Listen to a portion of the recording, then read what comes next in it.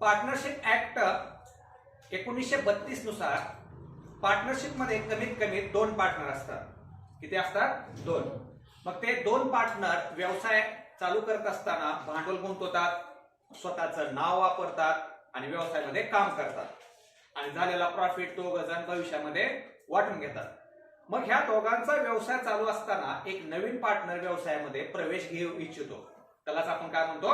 Admission of partnership. मग या ठिकाणी जुने पार्टनर 2 असतात. आता जुने पार्टनर आपण या ठिकाणी कोण समजूया? ए आणि बी. ह्या दोघांचा व्यवसाय चालू असताना सी नवीन पार्टनरला व्यवसायामध्ये प्रवेश करायचा आहे. मग ए आणि बी त्या सी ला व्यवसायामध्ये प्रवेश देतात, त्याला आपण काय म्हणतो? Admission of partnership. मग ए आणि बी सी ला व्यवसायामध्ये ऍडमिशन देत असताना त्याला काय अटी घालतात की तू व्यवसायात येत असताना तुझं काय घेऊन यायचं? कॅपिटल. कॅपिटल म्हणजे काय घेऊन यायचं? भांडवल. भांडवल म्हणजे कॅश घेऊन यायचं. झाले कॅश घेऊन यायची म्हटलं की एंट्री झाली बघा, cash account debit to capital account, म्हणजे कॅश अकाउंटच्या डेबिटला आणि त्या न्यू पार्टनरच्या क्रेडिटला. ही प्रत्येक वेळेस प्रत्येक प्रॉब्लेम मध्ये ऍडजस्टमेंट असणार.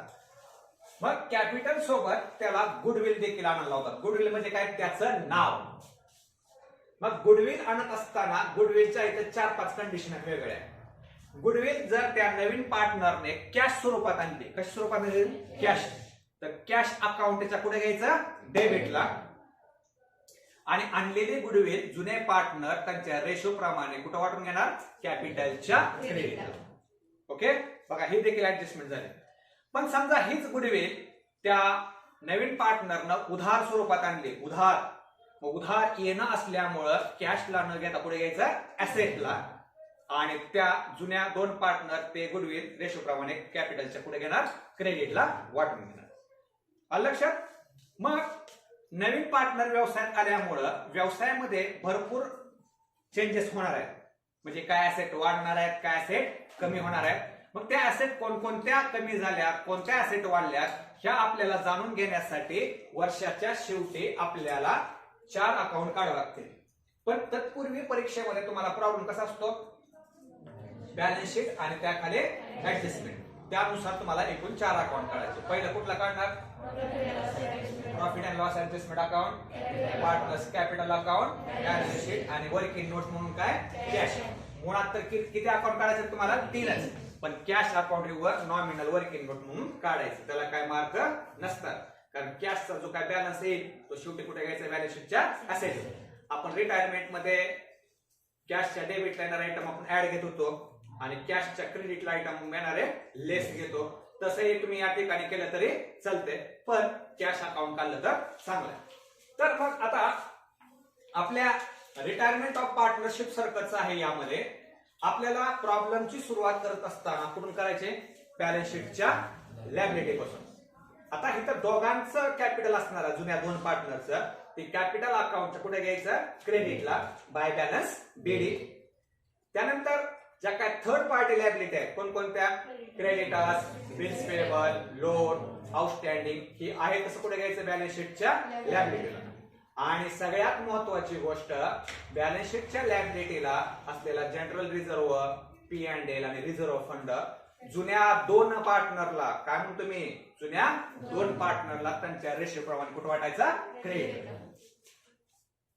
रिटायरमेंट मध्ये आणि डेड मध्ये जो काय P&L वगैरे असायचा किती जणांना वाटत होतो आपण?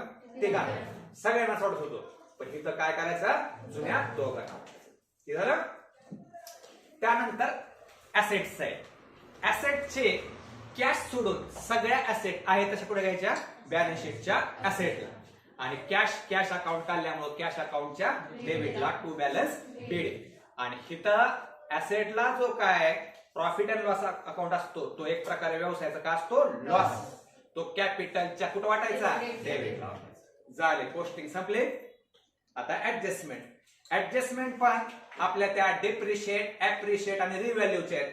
आता ऍसेट मध्ये घट झाली, डिप्रिशिएट झाले ऍसेट, तर ऍसेट मधून काय करायचं? लेस आणि profit लॉसच्या debit.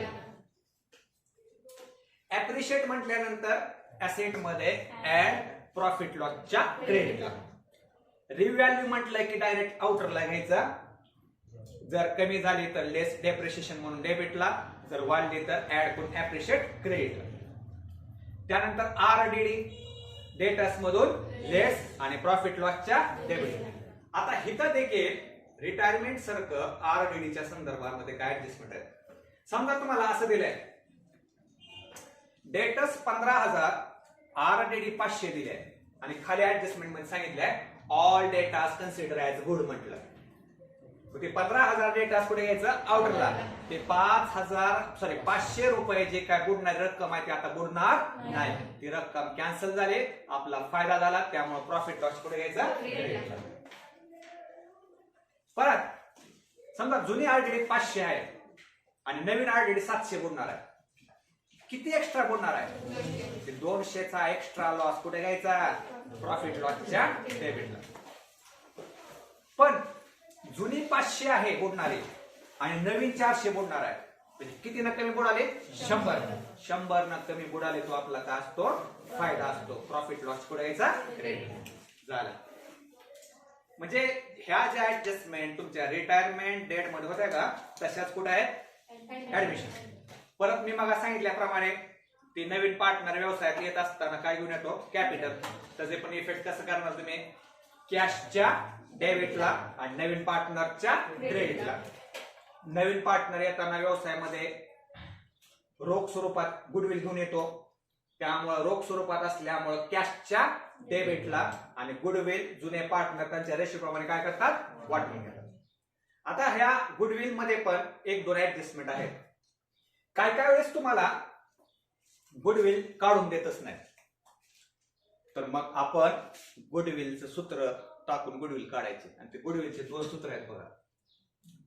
Average profit total profit भागिले नंबर ऑफ इयर्स आणि गुडविल ऍव्हरेज प्रॉफिट गुणिले number of year purchase.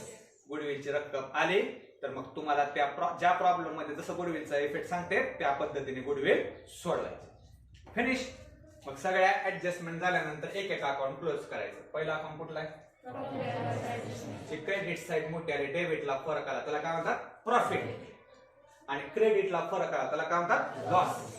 Profit येऊ किंवा लॉस येऊ आपण पूर्वी रिटायरमेंट मध्ये किंवा डेट मध्ये सगळ्या वाढत होतो, पण इथं फक्त काय करायचं जुन्या 2 पार्टनर. आता इथं लक्षात ठेवा ओल्ड पार्टनर आणि न्यू पार्टनर.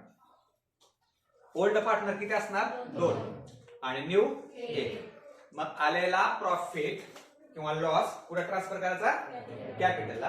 परत कॅपिटल क्लोज करायचं. कॅपिटल क्लोज केल्यानंतर ते कॅपिटल तयार होतंय टू बॅलन्स सीडी म्हणून. ते टू बॅलन्स सीडी म्हणून कुठे घ्यायचा बॅलन्स शीटच्या लायबिलिटीला. परत कॅश क्लोज करा. कॅशचा बॅलन्स कुठे घ्यायचा ऍसेटला आणि शेवटी बॅलन्स शीट काय करा कॅपिटल. एकदम सोपा टॉपिक आहे. आता या ऍडमिशन ऑफ पार्टनरशिप मध्ये पण तुम्हाला जनरल एंट्री विचारू शकता. मग जनरल एंट्र्या तुम्ही ज्या पद्धतीने रिटायरमेंट ऑफ पार्टनरशिप मध्ये केलत्या का तशाच एंट्र्या करायच्या. आता फॉर एक्झाम्पल आपण बॅलन्स शीटची लायबिलिटी पासून सुरुवात करतो पोस्टिंगला. कॅपिटलची बीडीची एंट्री करतो का कवा, थर्ड पार्टीची कवा करतो का, पण तिथल्या जीआरपी हँडलची एंट्री करतो बघा. काय एंट्री होती सांगा बरं general reserve account debit to old partner.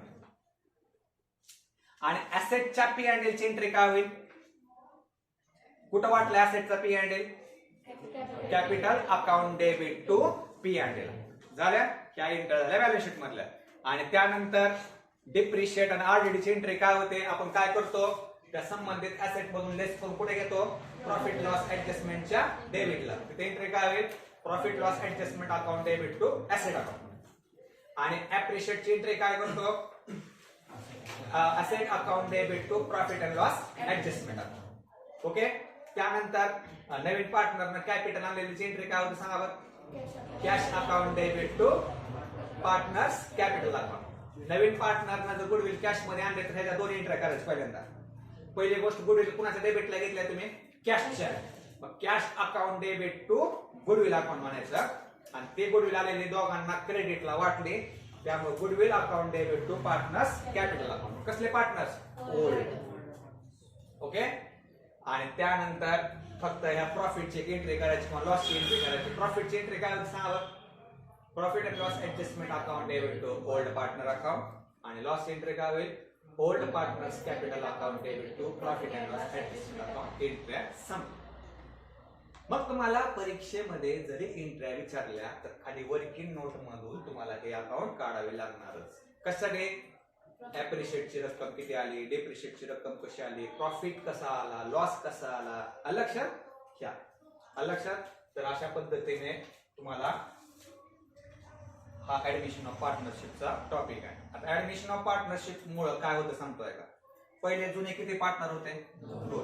जुने 2 पार्टनर असल्यामुळं मर्यादित भांडवल होतं आणि दोघच असल्यामुळं मर्यादित काम असायचं, मर्यादित प्रॉफिट असायचा. पण नवीन पार्टनर व्यवसायात आल्यामुळं काय बदल होणार? व्यवसायाचं भांडवल वाढणार, व्यवसायाची कार्यक्षमता वाढणार, व्यवसायामध्ये प्रॉफिट वाढणार. त्यामुळे नवीन पार्टनर आल्यानंतर व्यवसायामध्ये तो एक प्रकारचा फायदा आहे. मग नवीन पार्टनर व्यवसायात आल्यामुळं व्यवसायामध्ये ज्या काय घडामोडी घडतात वर्षाच्या शेवटी त्या आपल्याला शोधून काढण्यासाठी हे अकाउंट काढायचे. परीक्षेमध्ये तुम्हाला बॅलन्स शीट आणि ऍडजस्टमेंट दिलेले असतात, त्यानुसार 3+1 अकाउंट काढायचं. 3+1 का म्हटलं तुम्हाला? मुळात तर 3च अकाउंट आहेत तुम्हाला. कोणकोणते? प्रॉफिट अँड लॉस, ऍडजस्टमेंट, त्याला रिव्हॅल्युएशन पण म्हणू शकता, पार्टनर्स कॅपिटल अकाउंट आणि बॅलन्स शीट, आणि वर्किंग नोट म्हणून 4 वेळेस काय करायचे? ओके, ठीक आहे. चला आता आपण प्रॉब्लेम घेऊ.